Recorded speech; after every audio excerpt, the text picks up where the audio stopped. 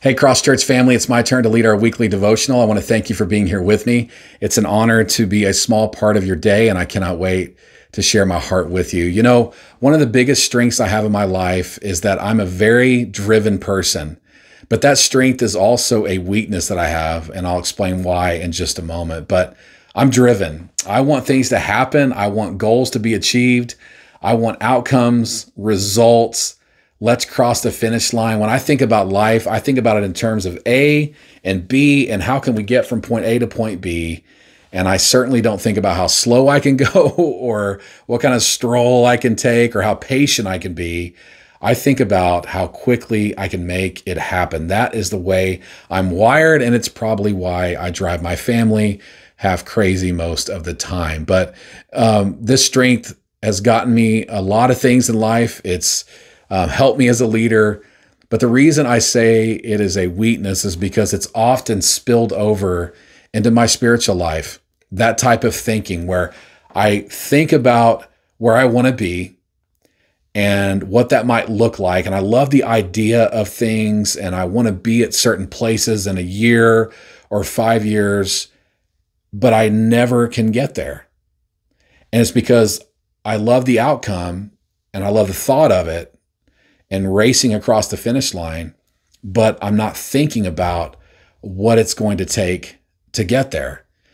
And this is why I can look back on the landscape of my spiritual life and I can see it littered with broken promises and unmet obligations and these ridiculous moments in my life when I've bargained with God and made deals with Him.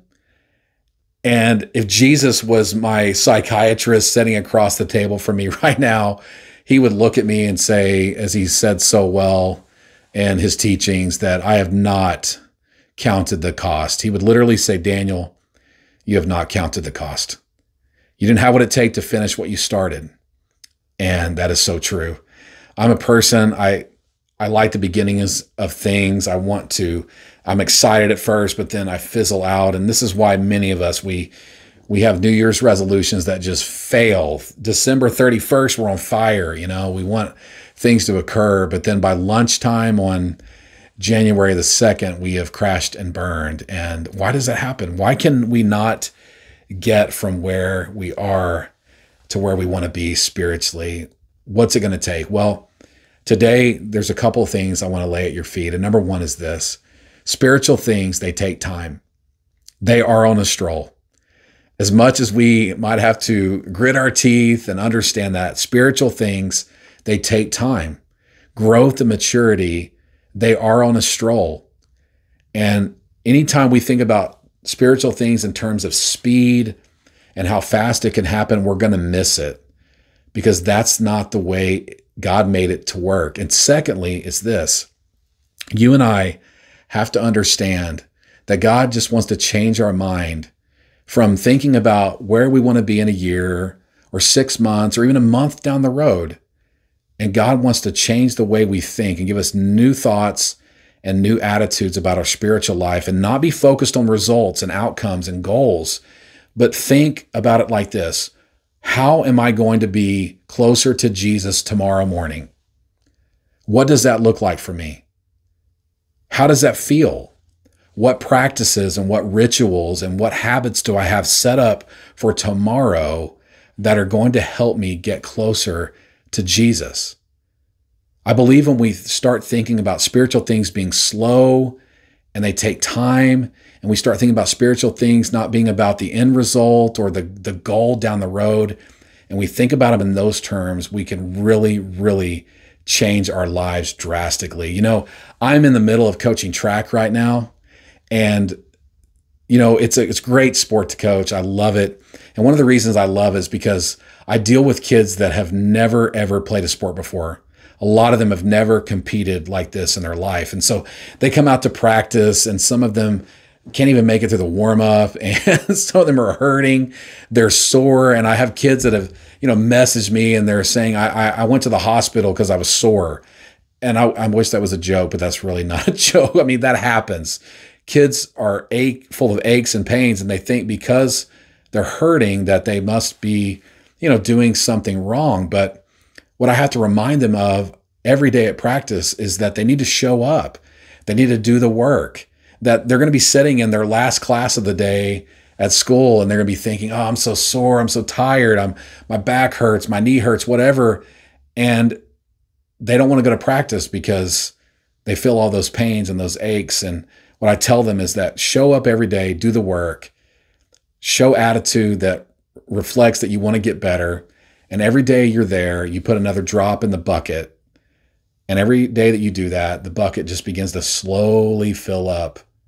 And it just takes time. I tell those athletes, fall in love with the process. Fall in love with it. Because when you fall in love with the process, the results take care of themselves. You're not so enamored and consumed with, winning a medal at a track meet or, having this, grand spiritual goal in your life, but you're just in love with tomorrow. What are you going to do tomorrow to be closer to Jesus? In John chapter 8, there's an incredible scripture. We've all heard it before, but I think it's so fitting for what we're talking about right now and the season that we're in our church. And Jesus just says these famous words in John chapter 8. And he says, in verse 31, that if you hold on to my teachings, he says, you are really my disciples. And he says, you'll know the truth and the truth will set you free. And then he goes on to say incredible other words and promises to make these promises that, if we are free, we're free indeed. We're not kind of free. We're not sort of free.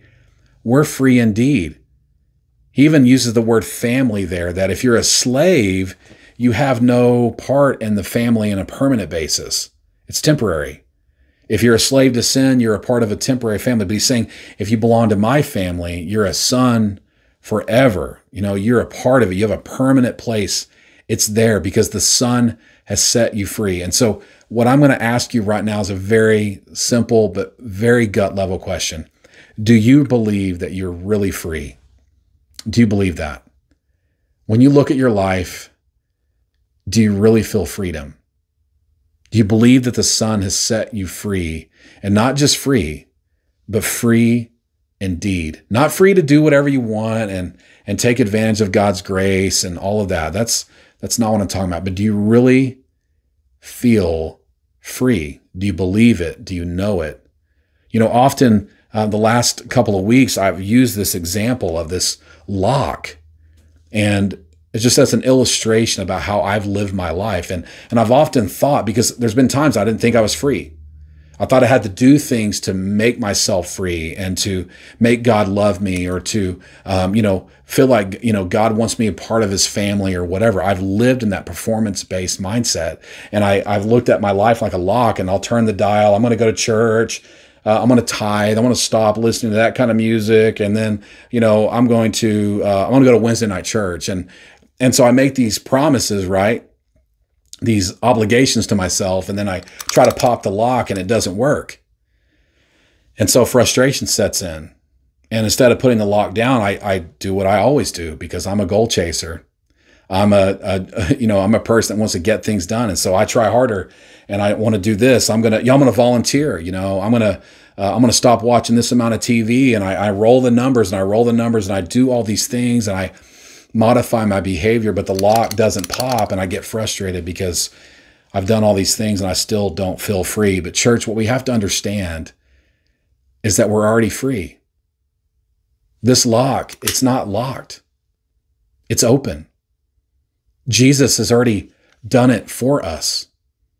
The Son has set us free, and we are free indeed. Not free to do what we want and whatever we feel like doing, but free to worship him, free to love him, free to be a part of him. And so our mindsets change.